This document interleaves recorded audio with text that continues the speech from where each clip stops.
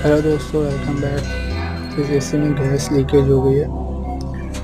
Nitrogen hold किया, pressure तकरीबन 400 डाला। लीकेज कंप्रेसर के सक्शन पाइप में मिला। ये देखिए, फॉर्म लगा के मैंने चेक करा कितना बड़ा लीकेज था। ये ब्लेड से कट गया था, चलता रहा कंप्रेसर, उसके वाइब्रेट से कट गया। तो अब इसको सही करके गैस चार्जिंग करेंगे।